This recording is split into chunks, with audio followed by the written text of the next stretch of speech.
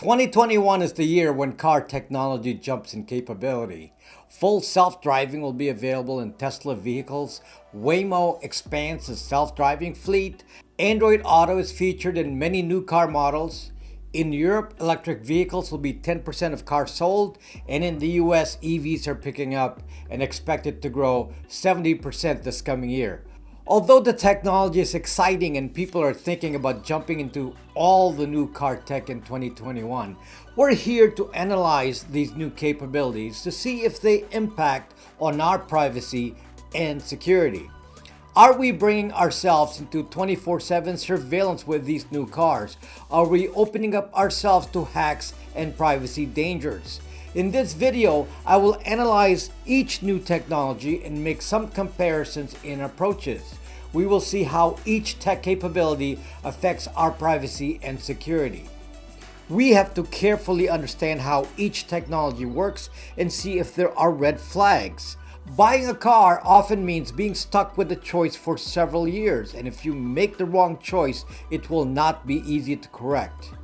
Stay right there.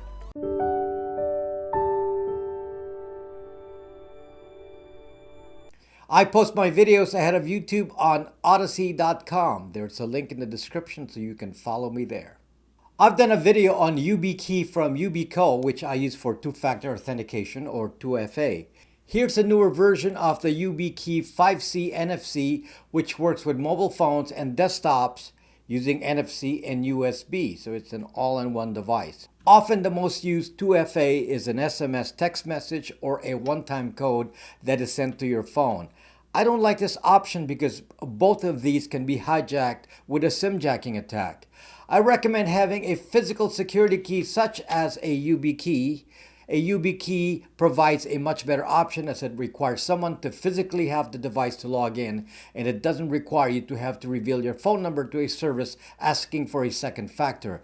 I believe this is the best way to prevent your online accounts from getting hacked. The YubiKey can be used to protect social media accounts, email, password managers, and more. Get $10 off a 5 Series YubiKey if you use the coupon code ROB10. The link is in the description. The most important innovation expected in 2021 is that Tesla is expected to unveil Level 5 driving autonomy, or basically driving a Tesla with no human control with full autonomy. Their full self-driving software, or FSD, is already beta testing a full city driving version, and it is expected to be widely available as early as the beginning of 2021. Currently, the Tesla Autopilot automation only works in highway driving, and the driver is expected to be fully attentive. Well, this is about to change. In Phoenix, Arizona, Waymo is expanding their fleet of self-driving minivans. This is a completely different technology, and Waymo, which is an Alphabet company, is attacking the self-driving problem by supplying cars that have been converted already with sensors for autonomous driving. This car still uses ICE, internal combustion engine, but the computer manages the controls.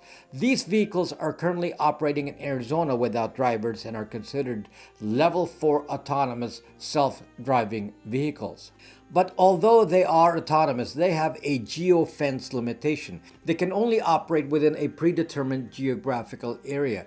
This is an important distinction to make because Tesla and Waymo, the first two with the big implementations of self-driving AI, have two different approaches. And one approach may lead to 24/7 central office control, while centralized control is not being built on the other. First, let's talk about Waymo. In a way, you could say Waymo was first at a fully driverless vehicle. The Waymo vehicles are intended for ride sharing, and though a human may be supervising for testing purposes, the actual travel is completely automated. Currently, the Tesla vehicles in 2020 are at Level 3 autonomy. On a highway, they have mostly autonomous function, but the human still has to be in control. The Waymo vehicle is very different from a Tesla vehicle. For one, there will be some big protrusions at the top of the vehicle and many more sensors called LiDAR, or light detection and radar. LiDAR is a ranging device with a rotating base like a typical radar. It's sending out laser pulses and then tracking them using the reflection just like sound-based radar. Together with a video camera, all these sensors are intended to map the surroundings so the AI can get a 3D imagery of the environment. The AI philosophy of Waymo was first to map the environment using technology already well known to Google, such as GPS, Google Maps, Street View, and then the additional data of LiDAR to position the car inside a 3D map where the AI is intended to operate in. In a lot of ways, it is just like Waze. No pun intended. In Waze, the information is crowdsourced and each car sends its positioning info to a central server which is meant to update a map in real time. In Waze, you're able to see accidents ahead of time and general changes that may differ from the prior map that the AI might have.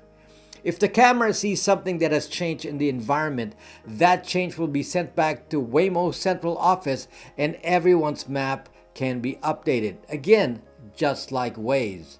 In contrast, a Tesla vehicle uses only the tools available to humans, which is vision. A Tesla has a single radar sensor in front and 3 forward-facing cameras, 2 fender cameras, 2 side-mounted cameras, and a rear camera. It has no LiDAR. It also has ultrasound for short-range object detection. And Tesla uses some sophisticated concepts to map the environment in 3D based just on 2D vision. The way they do this is quite innovative. When you're in motion, the relative positions of objects around you will also change in your vision and allows your brain to determine a 3D position in space, which you cannot do if you're not moving or have one eye. Those who know how to draw automatically account for a 3D environment with the concept of a vanishing point, which is often visualized as a highway. So by doing a frame-by-frame analysis of objects it sees, it is able to understand the position of an object in 3D space by watching it change orientation as you move by it. The AI of the Tesla is the closest to a human way of thinking, especially since it is limited to the sensors of a human driver. I've seen the Tesla FSD beta testers on YouTube and the results are amazing. This full self-driving software was announced to be released by the beginning of 2021. It could be released after some of you watch this video. So here we have 2 different technologies, but each has a different implication for privacy and security. Basically, the Waymo approach is very deeply tied to the Google way of thinking, which is centralized map control. This means that in order to crowdsource data back to Google, then each vehicle will be operating under the same concept of Waze, where everyone can see everyone in the app. And then in theory, the central office at Google could then identify and map every vehicle, where it goes, who it interacts with 24/7. You can see here that this is worrisome as an approach. So to go with the Waymo method of self-driving, it implies you have to subscribe to a Google service, and if Waymo's other partners integrate Waymo into their cars in the future, then it sounds like the car robots could be, in theory, be centrally controlled or at least centrally tracked. From what I understand about the Tesla concept, there are features being added that makes me wonder if they also want some sort of central control. At the moment, a Tesla vehicle is completely independent. In fact, in most models, you can get a software update only by connecting your car to your home Wi-Fi and then manually downloading the software and installing it. Until recently, each car only had a 3G connection. They are now shipping cars with LTE enabled, and it's a subscription. You get it free for a year and then you pay for it monthly from there. So I asked myself, what is the free 3G there for? It seems like LTE will not be expected to be a required feature, but is this really just for the use of Spotify and Netflix in the car? Or are the newer Tesla models expected to report to HQ in real time? Is this a pathway for car remote control? Well, in a way, it could partially be, since you can control some features via a phone app, but we'll analyze this more fully later. It is up to us, folks, to be aware of what's being offered and be the first to refuse something we do not want from these manufacturers. Clearly, I would not want my car to be monitoring me. I realize that in an accident, the car manufacturer is required to collect data from the sensor by law. But if I'm not in an accident, then it is my data, not the car manufacturer. In reading the privacy statements of Tesla, I am not seeing references to real-time monitoring. I've seen YouTube videos where the driver has to manually choose to share a video with Tesla. In fact, in earlier models, the cars didn't even have an SSD drive for the videos. You had to provide it yourself. I think new ones now may have a small SSD drive. For now, the difference is that we can only buy a Tesla with self-driving. Waymo cars are meant for ride-sharing only, so it's not something you can buy for yourself. So Waymo is not yet a current risk since we can't buy one. Most of the luxury cars in 2021 come with some sort of driving automation at what is called Level 2 autonomy, or sold as adaptive cruising. So it can provide driving and steering, cruise control on a highway, and often these cars also come with self-parking modes. Depending on the model, you may want to ask if they are LiDAR based or just camera based. In general, I'm finding that LiDAR does not have sufficient data by itself, so it requires some sort of central map. But in the limited use of adaptive cruising, they may not use much more than a built-in GPS. Remember that we vote with our pocketbooks. If we see a car model which puts us with a privacy or security risk, we must vote no. So far, Tesla is acting very responsibly here, but if they deviate, we must loudly shout out no. Now, those of you not yet thinking of a fully self-driving car will likely still encounter some other new technologies. One of the more common ones will be the use of Android Auto. You all have heard my stance on a Google phone. It is clearly the most intense spy device ever made. I did a video clearly explaining how the speech AI works. If you talk to your phone, your speech is transcribed and saved at Google. It doesn't matter whether it is a short command to search or a fully dictated memo or a command to play music on Spotify. It will definitely be collected and stored at Google, no matter how private the message is. With Android Auto, the car manufacturers are saying they will give up on putting in their own voice recognition technology in the car. They will save money and instead connect the car to the internet directly using Android Auto. So if you want voice recognition, you will have to allow Google to listen into car conversations, as well as having each voice capture be transcribed. I was looking at a Mercedes-Benz E-Class, for example. This car used to have navigation and voice computer in the trunk. I looked at the specs of the 2021 model, and what is it going to do now? Rely on Google Maps in real time and Android Auto, which it is paired with? Those who are buying a new Mercedes-Benz E-Class should let me know in the comments if this is the case. It really concerns me that I would now be forced to use Android Auto, which is of course your own phone. Now, I myself use a de-Googled phone, so because it has no Google, it does not have the capability for Android Auto. But some of you are excited by the capability of integrating your Android with your car. Maybe you're better off with iOS, so you don't get this choice. The new thing in 2021 is the expansion of the capabilities of the batteries in electric vehicles. Many of the new model EVs are now rated for over 300 miles per charge. Amazing progress. So EVs are starting to make sense for many. The question though that you need to ask yourself is that if there are tracking sensors built into an EV car that can be used to map the vehicle everywhere. You do not need an EV, of course, to use roadside assistance for cars with OnStar or a Mercedes-Benz roadside assistance, for example. But because all these cars have some sort of transmitter receiver now, it is possible to surveil you even if you don't have a roadside assistance subscription. A few years back, it was demonstrated that some car models made by Chrysler could be hacked via 2G using the built-in cell modem in every car. How many of you knew that your cars could be contacted via a cell connection?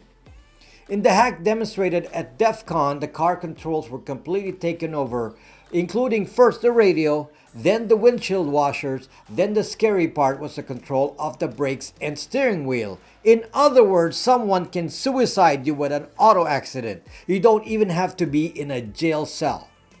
I hope this car manufacturers learn from this major screw up, but building an external interface for someone to control the car is absolutely ludicrous. By the way, these cars were hacked via the entertainment system.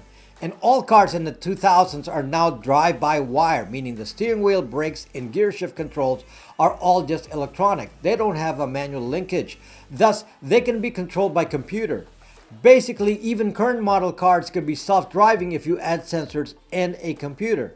So new cars are completely dependent on computers. And you might be surprised that many cars just run on some version of Linux. And they are open to hacks just like any other computer. The new EV cars can be started by phone apps, and that leads to the possibility of full remote control, even starting the car, which it doesn't normally do with an internal combustion engine car or ICE car. By the way, I hear that the Tesla computer is actually a custom chip, so it may not be too common of a computer to hack. From what I read too, it appears that the Tesla computer is a powerful device because it has to do the AI right on the spot. It doesn't go to HQ to solve AI problems, and that's what you want. You want an autonomous vehicle. Elon Musk claims that the design strategy of a Tesla is to be able to drive in unknown surroundings or a place that it has never seen before, so the AI is completely independent. That bodes well for privacy if they stick to that. So Musk thinks that a Tesla dropped on Mars should be able to drive around there without Google Maps. It also sounds like Tesla has no intent of ever supporting Android Auto.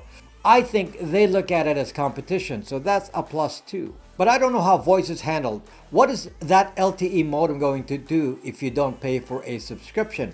Does it send voice recognition to a cloud server? Or is voice recognition done in a car? Someone with a Tesla could probably answer this for me on an older model. Even a Tesla, by the way, has a little camera to look at the people in the car. But supposedly it's turned off by default, but it's available for future use. So I wonder what that's going to be used for. It's supposed to be used for accident tracking. You want all AI to be done in the car with no external data. That is the proper design for privacy. Now let's delve deeper though into problem areas with Tesla. Although Tesla itself does not intend to support Android Auto, you can actually control a Tesla from your phone with an app. So far, I've seen demonstrations of this using a phone with Bluetooth, and I've seen videos where you can check the car stats using Wi-Fi. But does this mean that it's possible to control the car through the built-in LTE modem as well? Supposedly, the car is locked to your identity on the phone. And I understand that laws will require that Tesla be able to take over a car if pressed to do so by law. Will this be easier to do because it's self-driving? I would imagine so. And the fact that it can be controlled by a phone app does raise concerns of not only tracking the vehicle, but being able to hack the vehicle. Apparently someone even wrote an app that could track Tesla vehicles nearby, and this is done by the same technique I've talked about relating to phones. Each Tesla sends out a continuous probe message via Bluetooth, so this is what senses the presence of your phone and auto unlocks the car. So in theory, someone could record any Teslas found in a specific area. At first glance, this could be seen as a special problem, but actually it is already doable with license plate recognition. A Tesla is not required. And license plate recognition is fully used for surveillance in my city of Los Angeles. So in conclusion, stay awake, folks. Don't be lured into new technology blindly. We need to be fully aware of what we step into. My initial evaluation is that the Tesla approach of a fully autonomous vehicle, independent of a central office, appears to be good for privacy. There are still active monitoring sensors that may report things to HQ. At the moment, they may be for accident recording.